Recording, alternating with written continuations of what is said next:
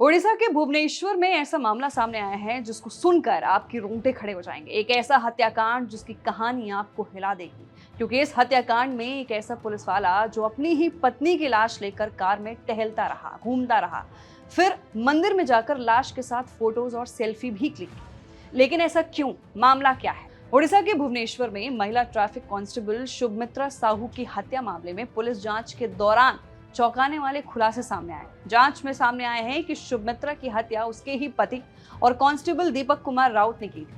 6 सितंबर की शाम को जब शुभमित्रा लापता हुई थी, उस दिन दीपक ने अपनी कार के अंदर गला घोंटकर उसकी हत्या कर दी थी। हत्या के बाद दीपक ने शव को अपने घर ले जाकर कार के अंदर ही रखा।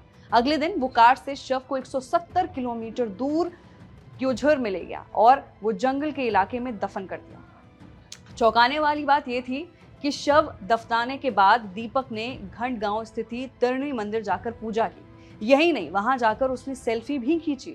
7 सितंबर को शव दफनाने के बाद भी दीपक ने सामान्य दिनचर्या जारी रखी। 8 सितंबर को वो अपनी ड्यूटी पर भी गया, मानो कुछ हुआ ही ना। हालांकि उसी दिन शाम को कैपिटल थाने की टीम ने उसे हिरासत में ले लिया, क्योंकि जांच में पता चला कि शुभमित्रा को आखिरी बार भुवनेश्वर में दीपक के साथ ही देखा गया था। वो शुभमित्रा के गायब होने के बाद दुखी होने का दिखावा करता रहा।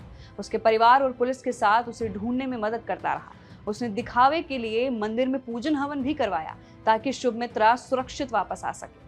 वहीं पुलिस अधिकारियों ने यह भी बताया कि हमारा शक तब और गहरा हो गया जब ये पता चला कि दोनों ने पिछले साल कोर्ट मैरिज की थी, जिसकी जानकारी उनके परिवार को नहीं थी। दोनों एक साथ नहीं रह रहे थे, जिससे उनके रिश्ते को लेकर रहस्य और गहरा गया। शुभमित्रा की गुमशुदगी के बाद पूछताछ में दीपक ने झूठा दावा भी किया कि उनका रिश्ता बिल्कुल ठीक है।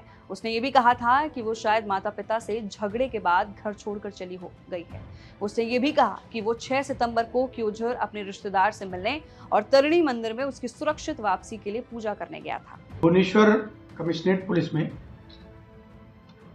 शुभमित्रा साहू महिला ट्रैफिक कांस्टेबल थी। ये पिछले 6 तारीख के बाद से मिसिंग थी। मिसिंग एंट्री करवाई गई थी कैपिटल थाना में।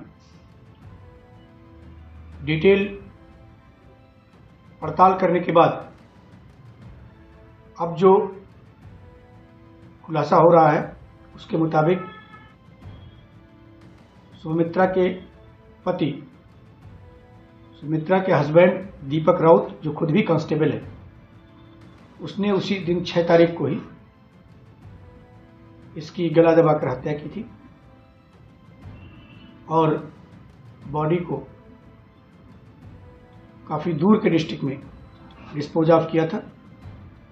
फिलहाल बॉडी को ट्रेस करने के लिए और इसकी जो लीडिंग डिस्कवरी है, जो 23 भारतीय साक्ष्य अधिनियम के तहत, वहाँ पर हमारी टीम गई हुई है। भारी बरसात की वजह से अभी वो स्पॉट तक नहीं पहुँचे हैं, लेकिन थोड़ी देर में पहुँचेंगे।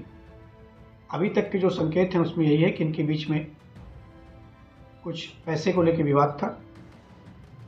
शुभमित्रा साहू और दीपक राउत ने कोर्ट मैरिज करीब 1 साल पहले किया था, जुलाई 2024 में, और उस विवाद पर किसी हीटेड डिस्कशन में गला दबाने से उसकी हत्या हुई है, जो प्राइमा फेसी अभी तक जो हमारे पास जानकारी है।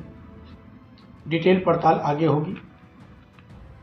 एक बार बॉडी मिलने के बाद फिर ये भी देखा जाएगा कि कहीं ऐसा एक ही व्यक्ति उसमें शामिल है, क्योंकि यहाँ तक जो संकेत हैं इसने अकेले ही हत्या की है। मामले ने तब निर्णायक मोड़ लिया जब पुलिस ने शुभमित्रा का मोबाइल फोन अनलॉक करके उसके व्हाट्सएप चैट्स खंगाले। इन चैट्स में पति पत्नी के बीच आर्थिक विवादों का जिक्र मिला। शुभमित्रा ने दीपक से 10 लाख रुपए उधार लिए थे, जो उनके बीच तनाव का कारण बन गया था। चैट में ये भी सामने आया कि शुभमित्रा मानसिक तनाव में थी और पूरी मथुरा या वाराणसी जैसे धार्मिक स्थलों पर शांति की तलाश करना चाहती थी।